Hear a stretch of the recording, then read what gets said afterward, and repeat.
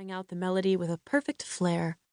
So Vivian swallowed the rest of her champagne and let him lead her into the line of couples slowly revolving around the dance floor. He glanced down at her hands as they settled into the rhythm. "Factory work?" he asked. A waltz left plenty of breath for talking if you wanted to. "Sewing," Vivian said, wiggling fingertips that were reddened from years of needle pricks. "Must be a nice escape for you, then, coming here," he said. "As long as someone else is buying my drinks," she agreed, and they both laughed. "Well, I'm always good for a round, especially for a girl who dances as prettily as you." There was something delightfully old-fashioned about his politeness, especially in the middle of an underground dance hall. "And what are you escaping from?" she asked. "I doubt you spend your days working in a factory." "No, I am very fortunate," he said gravely, which made Vivian like him even more. "But we all have responsibilities we want to forget about from time to time." He smiled, and the serious mood lightened as he added, "Besides, Miss Huxley stocks her bar like a luscious dream." It was true. The Nightingale was a smaller club, but the bar held its own with the best. They had danced before only a couple of times, but their bodies moved together easily with the sway of the waltz.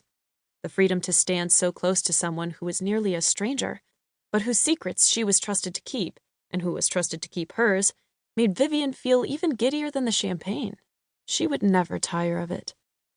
The band leader knew just how to get his musicians to draw out the last note, sweet and melancholy, overlapping the polite applause before the trumpet swung into the first notes of Charleston Charlie.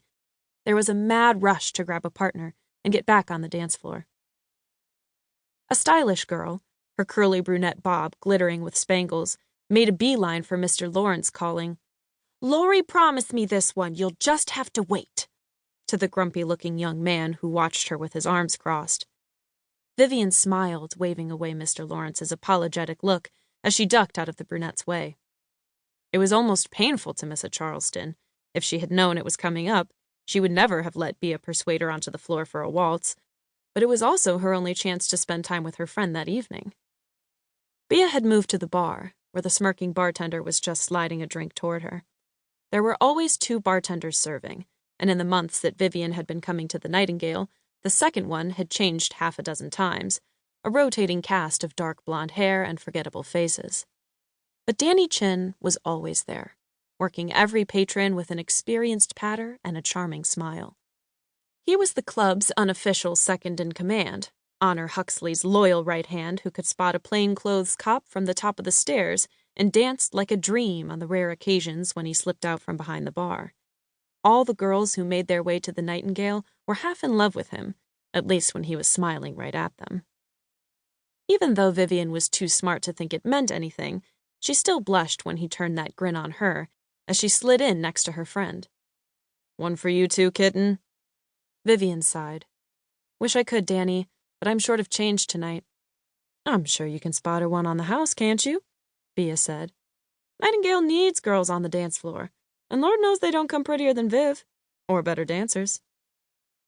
Danny glanced at something over their heads, and his grin grew wider.